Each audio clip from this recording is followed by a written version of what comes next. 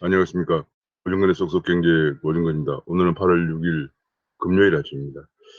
참 이게 시작만 하면 금방 일주일이 지나갑니다. 이제 이번 주가 지나면 좀 한 무더위는 좀 조금 수그러들지 않을까 그런 생각을 합니다. 오늘 8월 6일 아침 금요일에 어, 경제 시사회를 시작하겠습니다.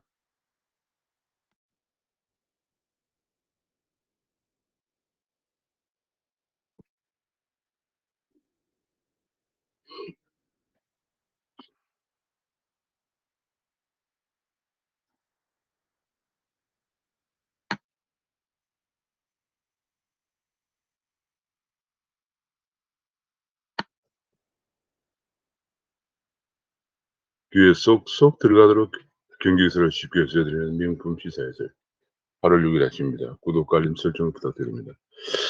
델타 변이 때문에 미국에서 백신 안 맞은 외국민들은 입국을 불허를 검토한다는 보도가 나왔습니다. 개막 2주를 앞둔 뉴욕 모터쇼가 취소가 되고, 지금 WHO의 부스트샷 연기 권고, 미국과 영국이 부스트샷을 제3차 접종보다는 빈곤국에, 백신 빈곤국에 좀 기부를 해달라 이런 얘기를 했는데, 그거는 거부 의사를 분명히 했습니다. 이미 미국은 1억 1천만 회분의 백신을 전 세계에 기부했고, 내년까지 또 5억 회분을 기부할 계획이기 때문에 더 이상 그 문제에 관해서는 검토할 대상이 아니다. 뭐 이런 판단을 한 것 같습니다.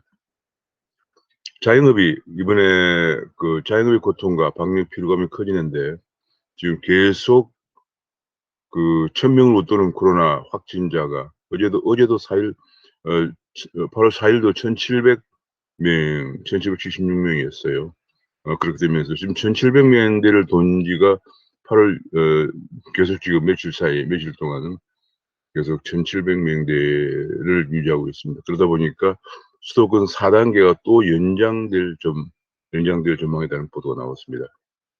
그런가 하면 그래서 피해를 입고 고통을 받고 있는 소상공인의 세금과 사회보험료 납부 유예를 검토하고 있다. 그런 얘기가 어제 홍 부총리의 경제중대본 회의에서 나왔습니다. 지금 이뿐이 아니고 지금 이제 그 204조 원에 달하는 원리금 만기 연장도 아마 지금 벌써 작년 3월에 시작해서 6개월 단위로 해왔는데 이번 9월이 만기가 또 돌아오기 때문에 아마도 만기 연장을 하지 않겠느냐는 전망이 또 나오고 있는 중입니다. 그런 가운데 문 대통령은 2조 2천억을 투입해서 백신 5대 강국으로 도약하겠다. 2025년에 청사진을 내놓았습니다. 뭐 청사진이야 내놓을 수 있죠. 지금 당장 우리가 필요한 것은 백신 접종할 백신을 빨리 구하는 건데 여기에 대해서 해답을 내놓지 못하고 엉뚱한 자꾸 청사진만 내놓고 있는 상황입니다. 주택부문이 한반도전 공급 대책으로 중국 물량이 작년보다 24%나 뚝 떨어졌다. 전국적으로 2020년 상반기에는 23만 가구였는데 금년 상반기에는 17만 가구로 뚝 떨어졌다. 서울은 4만 2천 가구였는데 3만 4천 가구로 떨어졌다고 합니다. 조금 중기 전망을 가면 2022, 23년에는 만 가구대로 떨어질 것이다. 그런 얘기까지 나오면서 주택은 한번 준공허가가 나지 않으면은 준공허가 난 후에 보통 2, 3년씩 걸리기 때문에 뭐 분양가 상한제라든지 혹은 재건축 규제, 재개발 규제 이런 거로 해서 인허가 물량이 늘지 않으면은 최소 2, 3년은 공급 부족 사태가 이어지면서 집값이 올라가는 그런 현상이 노무현 대통령 때도 그랬고 지금도 그렇습니다. 저는 부동산 이 문제를 보면은 그러나 또 실업자 문제 이걸 보면은 흔히들 뭐 좌파에서는 노무현 정신 얘기합니다만 무엇이 노무현 정신인지 저는 도무지 이해를 할 수가 없습니다.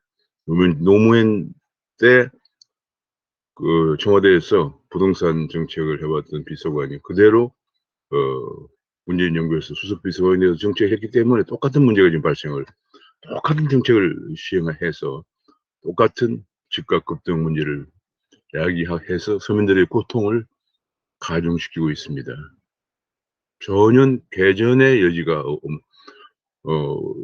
개전의 그런 성찰과 반성과 정책 기조 전환을 보이지 않고 있는 상황입니다. 막판에 4년 동안 계속 공급은 하지 않고 규제위 대책만 하다가 전문가들의 공급 부족에 대한 성화가 빗발치자 지난번에 빈창 장관이 공급 대책으로 내놓은 것이 공공공급이다 이렇게 내놨습니다. 주택 공급이 헛돌자 관망하던 신혼부부들도 영끌에 가시하고 있다 이런 얘기가 나왔습니다. 그래서 아파트 매매 가격이 지금 급등을 하고 있다. 아니 지난주 아파트 매매 가격이 12.7% 올라갔다. 휴가철도 막지 못했다. 지난주에 0.37%. 이게 지난달이고 앞에 거는 지난주에 0.37%라 매매가 주간 매매가격 상승률은 굉장히 높은 수준을 기록하고 있다는 역대 최고치를 갱신했다 그런 얘기가 나왔습니다. 빌라를 공급해서 전세를 잡겠다. 빌라를 매입해서 매입 임대를 해서 전세를 잡겠다더니 9개월째 공여진을 하고 있다. 공공전세는 서울에는 3천 가구에서 올해 공급 목표가 3천 가구인데 400가구밖에 공급이 안 돼 있다. 전국적으로 9천 가구 공급 목표였는데 1,600가구만 공급되고 있다는 얘기고요. 매입 약정도 목표가 서울에 9천 가구였는데 2,300가구밖에 안 된다. 지금 뭐 지난번에 매입 임대를 하겠다고 대통령이 직접 몇 군데를 둘러보면서 뭐 이 정도면 뭐 살만하다 뭐 이런 얘기까지 해서 또 언론에서 난리가 난 적이 있는데 모두 다 지금 공해중이 되고 있다 그런 얘기고요. 지금 모든 공공기관이 블라인드 채용을 하고 있습니다. 지난번에 원자력 연구원이라는 데서 국가기밀을 다루는 중요한 연구원에서 블라인드 채용을 하다 보니까 중국인이 채용되어서 또 난리를 푼 적이 있습니다만 지금 뭐 한국은행 같은 아주 금리 0.25%를 결정하기 위해서 많은 연구를 해야 하는 그런 두뇌가 필요한 공공기관조차도 블라인드 채용을 하고 아까 원자력 연구원도 블라인드 채용을 할 정도니까 모든 공공기관이 블라인드 채용을 또 하고 있습니다. 그러다 보니까 오히려 연령 확인에 어려움이 있어서 청년들이 고용이 오히려 막히고 있다 이런 얘기까지 나오고 있습니다. 보통 뭐 남자들 경우에 남자 기준으로 해서 대학 졸업하고 군대까지 갔다면 7, 8세, 6, 7세 정도에 취업되는 그런 직장에서도 뭐 40세 정도가 다시 채용되는 그런 일까지 벌어지고 있는 상황입니다. 미국 정부에서 드디어 11월에 국채 발행을 줄일 수 있다는 그런 보도가 나왔습니다. 미국 정부에서. 그런 가운데에서 5년 만기 국채 발행을 줄인다는 보도가 나왔고요. 지금 클레리다라고 하는 미연준 부의장은 2023년에 초에 금리를 올릴 수 있다 이런 보도가 나왔습니다. 아마 내년 말까지는 여건이 조성될 것이다. 그런 얘기 나왔는데요. 이 얘기는 뭐냐면 지금 현재 대체로 금년 중에 미국에서 국채 발행, 테이퍼링을 할 가능성이 있고 아마 내년 말 정도면은 금리 인상이 가시화될 수도 있을 것이다. 이렇게 전망이 되는 보도입니다. 암호화폐는 지금 4만 달러에서 비트코인 4만 달러, 이더리움은 2,800달러 선에서 다 소폭 오르고 있습니다. 지금 계속 비트코인 가격이 4만 달러 안팎에서 움직이고 있습니다. 한국에서도 그러다 보니까 비트코인 가격이 4,710만 원, 이더리움은 324만 원 선에서 소폭 상승을 하고 있는 그런 모습 보이고 있습니다. 비트코인 가격이 급락했다가 400만 원까지 급락했다가 4,700만 원까지 올라가고 있고요. 이더리움도 지금 현재 290만 원대까지 떨어졌다가 324만 원까지 올라갔습니다.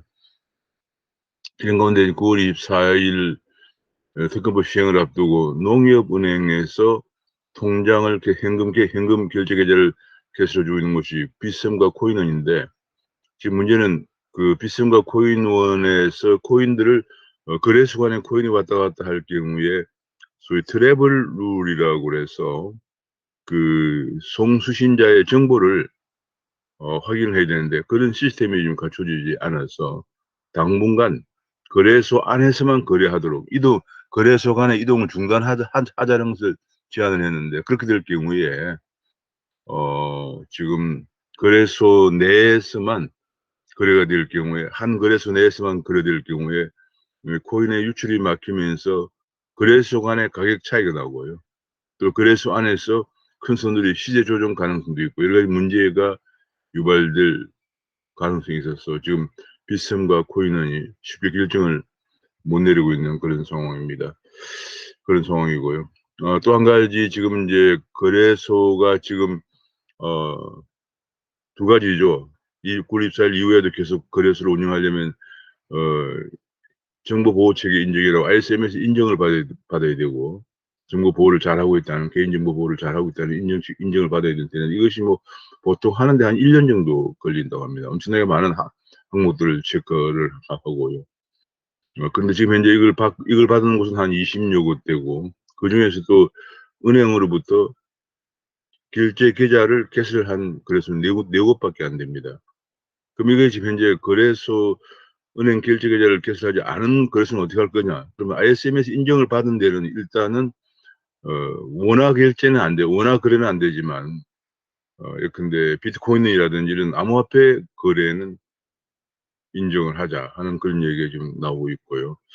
그건 지금 할 수 있습니다. 할 수 있고 또 한 가지는 청산 시스템을 도입하자는 것이 코인업계에서 제안을 하고 있습니다. 청산 시스템은 일단은 문을 닫는 거래소에 있는 코인들을 청산 시스템으로 이관한 다음에 이제 거래가 허가된 거래소로 옮겨가는 이런 그런 과도기적인 조치가 필요하다 하는 주장이 태도가 되고 있습니다. 지금 되도록이면 투자자 피해를 최소화하려고 하는 그런 방안이 되겠습니다. 그런 가운데 지금 현재 블록체인 기반 대체 불가능 토큰 NFT가 굉장히 주목을 받으면서 이건희 회장의 발자취에 대해서 NFT로 소장을 하는 것이 하자는 그런 아이디어들이 이미 이제 제작이 돼서 되어서 입찰에 붙여지고 있다고 합니다. 해외에서는 지금 해외에서는 그 신문 기사까지도 뉴욕타임스 기사가 6억 4천만 원에 팔리기도 했다고 합니다. 그런가 하면 메타버스가 또 굉장히 주목을 받고 있는데 메타버스는 지금 메타버스라고 하는 것이 가상 공간에서 아바타를 이용해서 서로 대화도 하고 모임도 하고 서로 그런데 지금 이 메타버스 아바타들이 그 안에서 거래하고 아이템들이 주로 가상화폐, 암호화폐로 거래가 됩니다. 과거에 우리가 도토리라는 게 있었죠. 도토리가 바로 이제 그런 건데요. 지금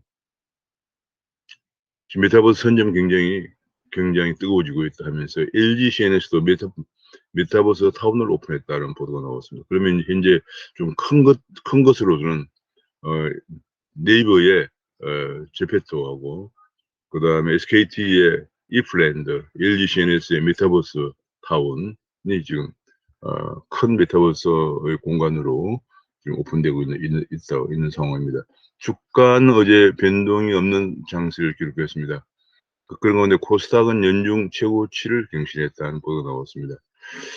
주로 외국인들이 매수를 했지만은 개인들이 매도에 나서면서 코스피는 어제 변동이 없이 끝났고 코스닥이 다소 오르면서 어제 최고치를 기록했다는 보도가 나왔습니다.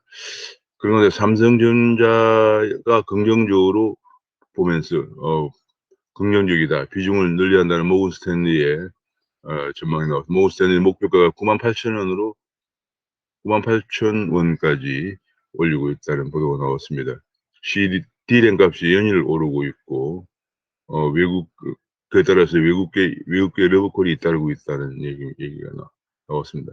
근데 진짜 반등한 이유가 뭘까 하는 것에 대해서는 미국의 큰 손들의 포트폴리오 조정설이 유력하다는 보도가 나왔습니다. 아마존 등에서 빠져나온 자금이 삼성전자로 일부 유입될 가능성이 크다 하는 얘기고 또 지난번에 78,000원까지 떨어진 것이 바닥이다 하는 그런 기술적 분석도 나오고 있는 상황입니다. 그리고 네이버가 자회사 G홀딩스를 타고 질주하고 있다.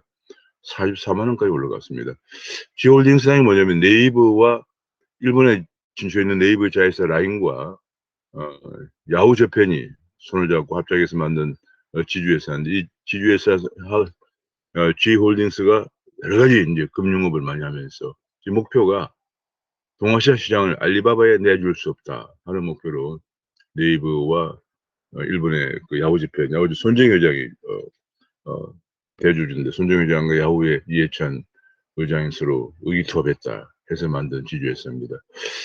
BTS 힘이 엄청납니다. BTS 힘으로 BTS가 소속되어 있는 하이브의 분기 매출이 80%를 급증을 하고 있다는 얘기가 발표되었고, 오늘 카뱅이 과연 얼마로 따상이 될 것이냐 하는 것이 이제 오늘 상장이 되는데, 지금 이것은 기준이 카뱅을 은행으로 볼 것이냐 아니면 금융 플랫폼으로 볼 것이냐가 중요한 판단 기준이 된다고 합니다.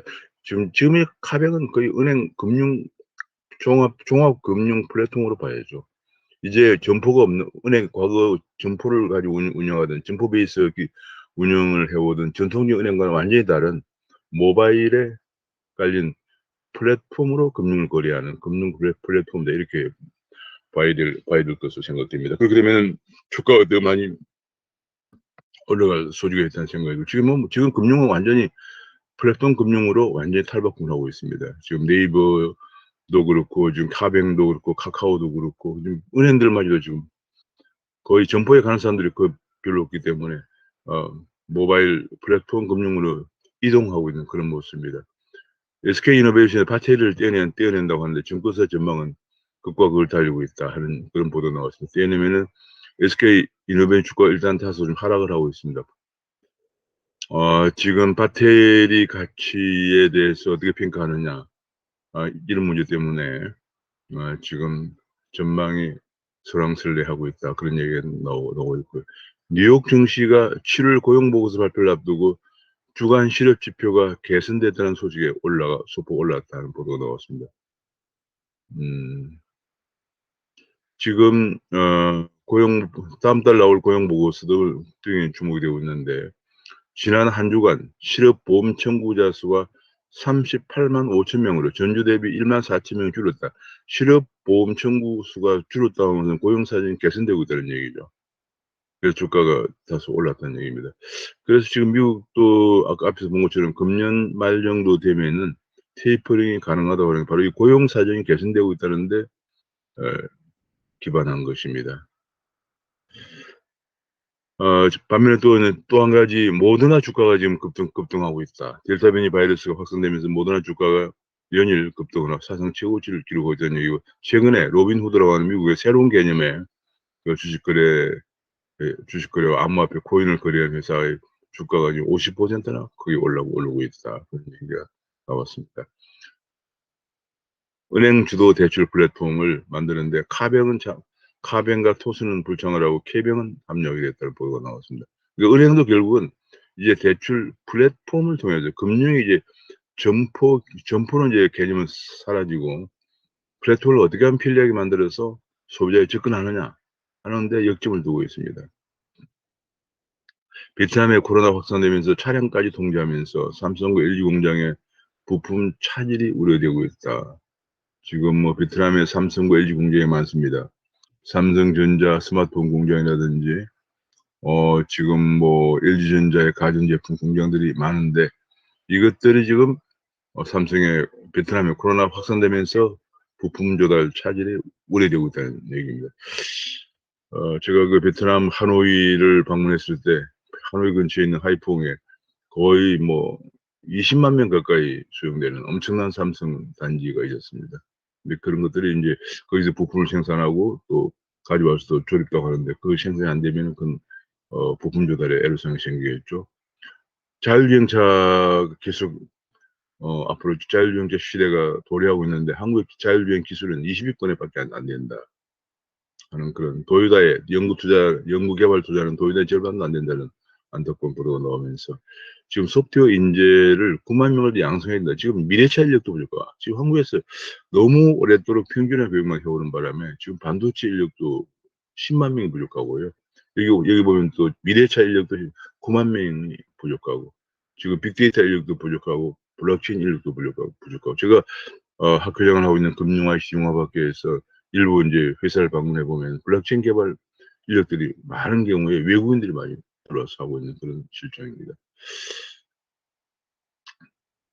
지금 이제 중고차 마켓이 중고 거래 시장 마켓이 20조 원에 육박을 하면서 중고거래 플랫폼, 이것도 플랫폼입니다. 플랫폼 당근 마켓이 1,800억을 유치했는데 몸값을 3조 원으로 인정이 받고 있다는 보도가 나왔습니다. 모든 이미지는 뭐 이 모바일에 들어가는 이 모바일 이 플랫폼으로 모든 게 다 연결이 됩니다.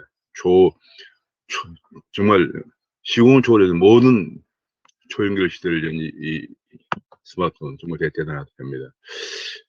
지금 고성장 해상풍력이 정부에서 계속 그 신재생 에너지를 확대하면서 해상풍력은 바다 위에 부유식 발전기를 설치하는 것이기 때문에 조선 빅3도 가시하고 있다는 보도가 나왔고요. 언론에 대한 징벌적 손해배상에 역점을 두고 있는 언론중재법은 사실상 비판 보도까지 통제를 해서 국민의 알 권리를 위협하고 있다는 보도가 나왔고요.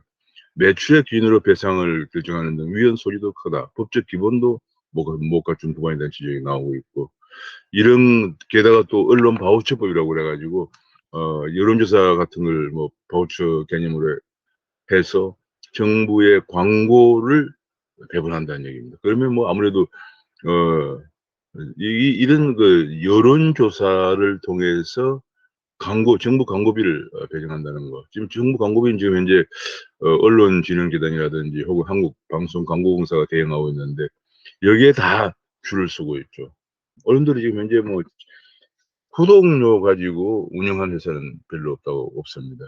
그 광고비가 의존하는데 특히 그 정부 광고가 엄청 큰데 지금같이 기업들이 어려운 속에서는 정부 광고를 배분을 하는 문제에 대해서 언론을 줄 세우려 하고 있다. 이런 또 악법이 또 등장을 하고 있다는 얘기가 나왔습니다.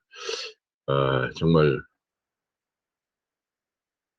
어제 제가 말씀을 드렸습니다만은 중국이라든지 태국이라든지 전체주의 국가에서는 언론을 통제하려고 하는, 언론 통제가 바로 전체주의로 가는 길이다 하는 것이 전문가들의 경고입니다.